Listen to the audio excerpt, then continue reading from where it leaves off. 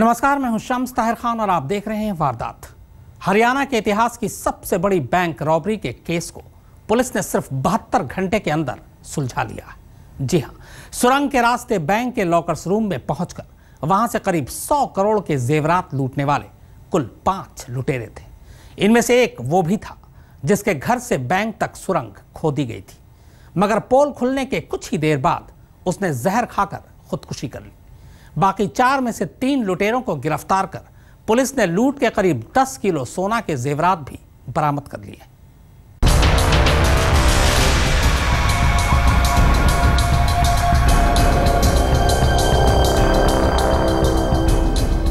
हरियाणा के इतिहास की अब तक की सबसे बड़ी बैंक रॉबरी का सच आखिरकार सामने आ ही गया। लगभग 100 करोड़ की इस बैंक रॉबरी में खुद वो मकान मालिक भी शामिल था जिसके घर से होकर सुरंग बैंक के लॉकर रूम तक खोदी गई थी। पर जैसे ही उस मकान मालिक का सच बेनकाब हुआ, उसने जहर खाकर खुदकुशी कर ली। 3 दिन के अंदर हरियाणा पुलिस ने सुलझाया केस। पुलिस के 10 लाख के इनाम के ऐलान की वजह से खुला केस। एक शख्स ने फोन पर दी लुटेरों की जानकारी। द ग्रेट बैंक रॉबरी में शामिल थे कुल 5 लोग। घर का मालिक था मास्टरमाइंड।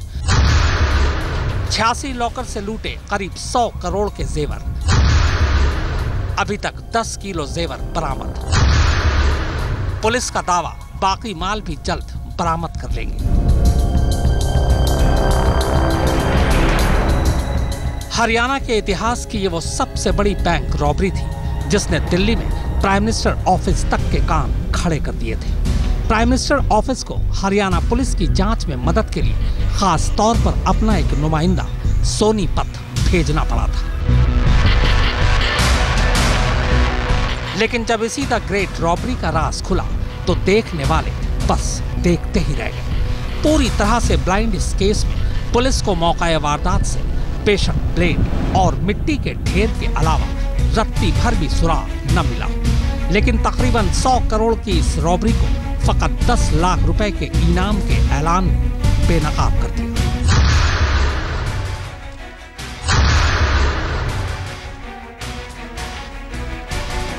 जी हां, सोनीपत के गोहाना कस्बे में मौजूद पंजाब नेशनल बैंक से 27 अक्टूबर की सुबह जो सनसनीखेज खबर आई थी, उसका अंत कुछ इसी तरह हुआ। इधर हरियाणा के डीजीपी ने इस मामले में सुराग देने वाले को 10 लाख रुपए इनाम देने का ऐलान किया और उधर 72 घंटे गुजरते गुजरते पुलिस को आए एक फोन कॉल ने लुटेरों की पोल खोल दी। जल्द ही साफ हो गया कि इस बैंक रॉबरी को किसी दूर दराज के गिरोह या फिर शातिर और पुराने क्रिमिनल ने नहीं, बल्कि पास के ही एक गांव कटवाल के रहने वाले 5 लड़कों ने अंजाम दिया था, जो अपनी छोटी मोटी हरकतों के लिए पहले से गांव में बदनाम थे। ये लोकल हैं, वहाँ आते जाते रहते थे। इन्होंने पहले रैकी भी की थी और इसी वजह से जो बैंक के बिल्कुल एडजॉइनिंग जो एक छोटी सी गली छोड़ के एक अबेंडेंट सा मकान पड़ा था पुराना सा, उसका फ़ायदा उठा के इन्होंने, और रेतीली मिट्टी थी, इनको इजी जो है खोदने में भी, खुदाई करने में भी बड़ा इजी रहा।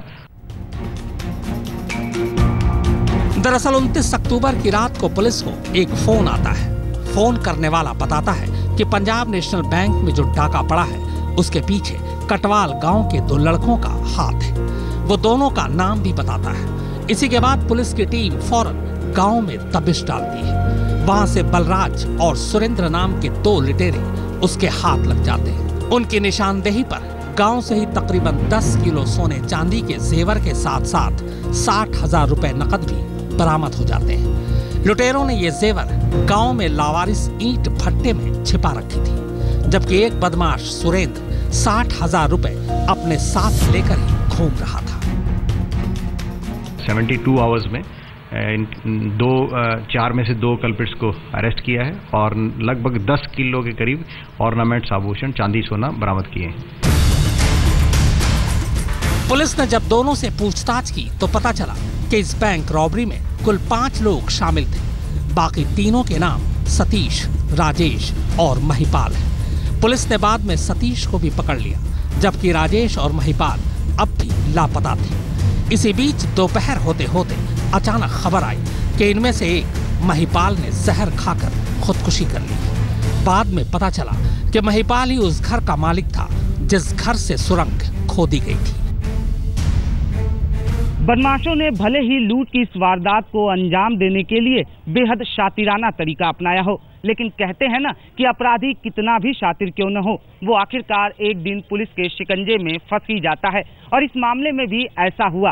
पुलिस ने कुछ ऐसा जाल बिछाया कि 3 बदमाश पुलिस की गिरफ्त में आ ही गए। लुटेरे गिरफ्त में थे और पुलिस बेताब थी ये जानने को कि आखिर गांव के 5 लोगों ने मिलकर हरियाणा के इतिहास की सबसे बड़ी बैंक रॉबरी को कैसे अंजाम दिया। तो आइए अब आप भी सुनिए द ग्रेट बैंक रॉबरी की पूरी कहानी। सुरेंद्र के साथ अनुज मिश्रा, सोनीपत, आज तक। तो द ग्रेट बैंक रॉबरी का खुलासा कैसे हुआ ये तो आपने देख लिया। आइए अब आपको बताते हैं कि इस बैंक रॉबरी को अंजाम तक कैसे पहुंचाया गया। फिल्मों से आइडिया लिया और धंधे में नुकसान से लालच। इसके बाद 5 लुटेरों की एक टीम बनी। हर एक के हिस्से में अलग अलग काम आया। फिर ठीक 1.5 महीने पहले ऑपरेशन शुरू होता है। और हाँ, आपको बता दूं कि यह परफेक्ट सुरंग किसी एक्सपर्ट ने नहीं खोदी थी, बल्कि सुरंग खोदने वाला हरियाणा के गांव का एक मामूली बढ़ई था।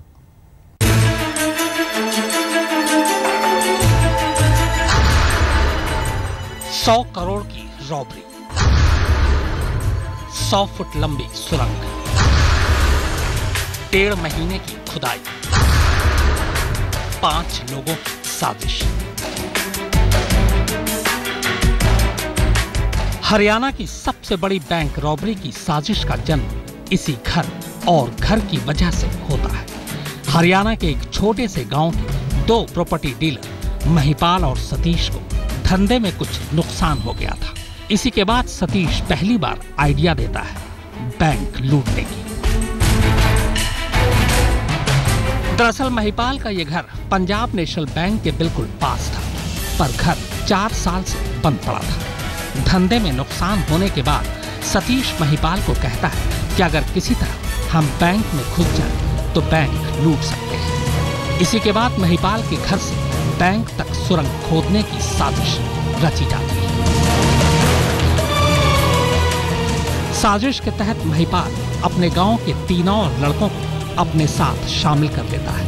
इनमें एक मेडिकल कॉलेज में लैब अटेंडेंट था, दूसरा गांव का बढ़ई और तीसरा बेरोजगार। अब ये 5 लोग मिलकर 1.5 महीने पहले यानी सितंबर में सुरंग खोदने का काम शुरू करते हैं। 5 को अलग अलग टास्क दिया गया था। महिपाल घर पर सिर्फ पहरा देता था कि कोई आ तो नहीं रहा। बढ़ई सुरंग खोदता था। सुरेंद्र सुरंग की मिट्टी बाहर निकालता था। बलराज वो मिट्टी बाहर इस तरह ठिकाने लगाता था कि किसी को शक ना हो, जबकि सतीश सुरंग की लंबाई, गहराई और चौड़ाई का खाका खींचता था। सुरंग खोदने के लिए 5 ने बिल्कुल देसी तरीका अपनाया था। इसके लिए वो खुरपा और गैंती का इस्तेमाल करते थे। खुदाई के दौरान बिल्कुल शोर न हो, इसका पूरा ख्याल रखते थे।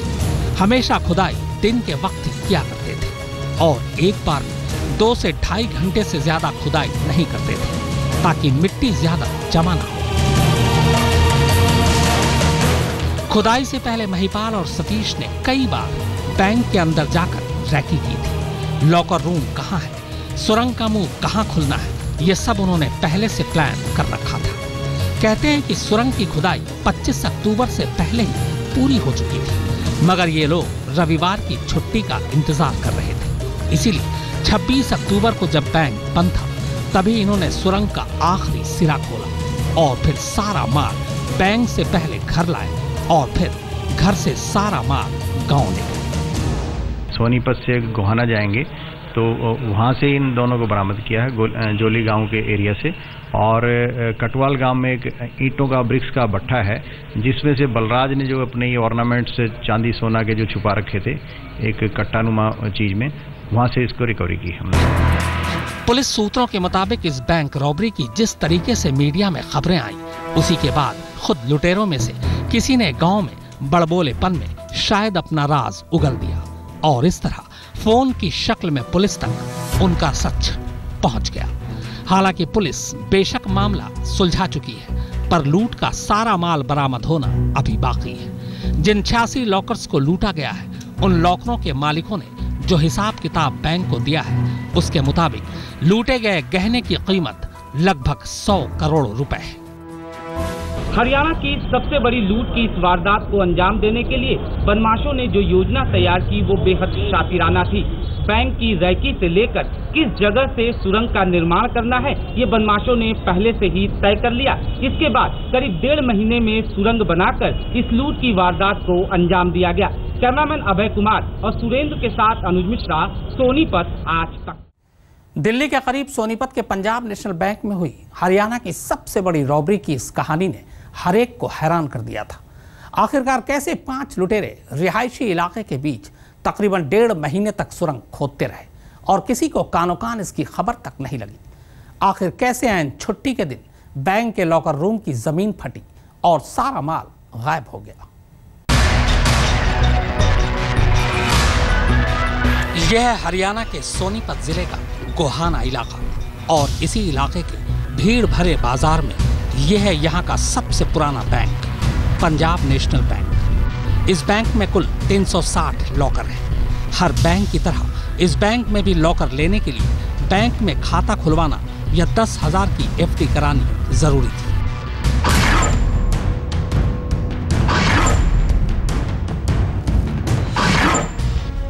शनिवार हाफ डे और रविवार की छुट्टी के बाद सोमवार को जब बैंक खुला तो अंदर तो सब कुछ ठीक ठाक था, मगर बैंक का मैनेजर जैसे ही स्टोर रूम पहुंचा, जहां की लॉकर और बैंक का स्ट्रॉन्ग रूम था, उसकी हवाइयां उड़ गई।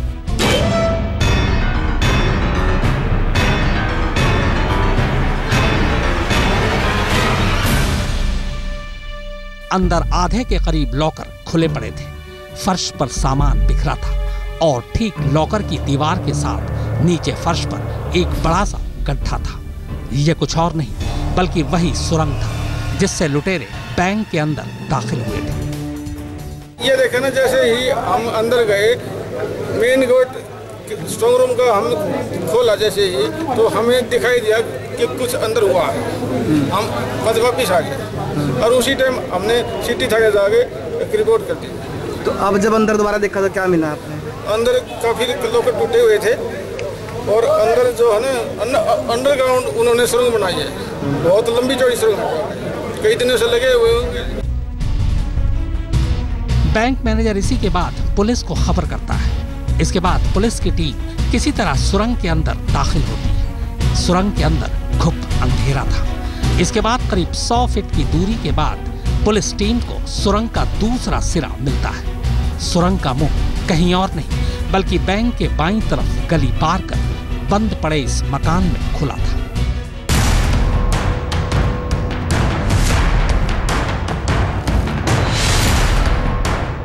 यह मकान पिछले काफी वक्त से खाली है। मकान मालिक सोनीपत के बाहर रहता है। सुरंग खोदने के लिए लुटेरे मकान के अंदर इस खिड़की के रास्ते दाखिल हुए थे। सुरंग के जरिए पुलिस जब इस मकान तक पहुंची तो सारी कहानी साफ हो गई।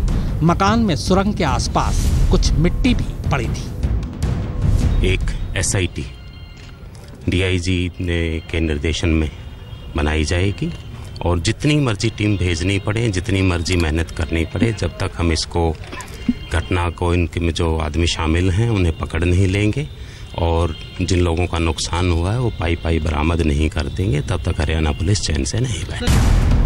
दरअसल लुटेरों ने इसी मकान से सुरंग की खुदाई शुरू की थी, पर 100 फुट तक खुदाई करना और सुरंग का दूसरा सिरा ठीक लॉकर रूम में खोलने के लिए जाहिर महारत की जरूरत थी। और जिस तरह सुरंग खोदी गई उससे साफ हो जाता है कि सुरंग खोदने वालों को इसमें पूरी महारत हासिल थी। उन्होंने घर से लेकर बैंक के लॉकर रूम तक की दूरी और दिशा सब कुछ अच्छे तरीके से नापी हुई थी। यहाँ तक कि लॉकर रूम के अंदर सुरंग का मुंह कब कितने बजे खुलना है ये तक उन्होंने पहले से तय कर रखा था। और इसीलिए शनिवार आधे दिन की छुट्टी के बाद रविवार को जब बैंक बंद था तब उन्होंने सुरंग की आखिरी खुदाई की। शुरुआती जांच के मुताबिक बैंक में सेंध शनिवार रात या फिर रविवार रात को ही मारी गई। इतना ही नहीं, सुरंग की चौड़ाई भी 2.5 फुट इसलिए रखी गई ताकि लॉकर से सामान लाने में सुरंग के अंदर कोई दिक्कत ना हो। 2.5 फुट अच्छी खासी जगह होती है। उस इमारत के अंदर हम हैं जहां पर आप देख सकते हैं कि ये सुरंग बनाने की शुरुआत यहीं से की गई थी। 5 फुट 4 इंच जो जहां से सुरंग की शुरुआत की गई है, ये जो डेप्थ है आगे ये 5 फुट 4 इंच की है और उसके बाद आगे ये सुरंग चली गई है। ऊपर से जो इसकी जो गहराई है जो जमीन के अंदर है वो तकरीबन कहीं पे 4 फुट, कहीं पे 5 और कहीं 6 है। खुद जो हरियाणा के डीजीपी हैं उनका ये कहना था कि जिस सफाई से इस सुरंग को बनाया गया है, इन्वेस्टिगेशन में जो चीजें निकल के आई हैं, फॉरेंसिक टीमों ने जो बताया है उसके मुताबिक बेहद ही किसी ऐसे एक्सपर्ट से इस सुरंग को बनवाने में मदद लिया गया है जिसे सुरंग के बारे में बहुत अच्छी जानकारी हो। आप देख सकते हैं कि कितनी क्लीनली आसपास के एरिया को साफ रखा गया है। हालांकि अंदर जो है ये बताया जा रहा है कि ऑक्सीजन की थोड़ी कमी महसूस की गई है, तो जिसके लिए क्या जो चोर थे वो इसके बारे में भी तैयार थे। वैसे बैंक स्टाफ के मुताबिक जिस जगह लॉकर रूम है वहीं बराबर में बैंक का स्ट्रांग रूम है जिसमें बैंक का कैश रखा होता है। लूट के वक्त भी स्ट्रांग रूम में लाखों के कैश थे, मगर लुटेरे स्ट्रांग रूम को शायद तोड़ नहीं पाए, इसीलिए बैंक का सारा कैश बच गया। सुरेंद्र के साथ हिमांशु मिश्रा, सोनीपत, आज तक।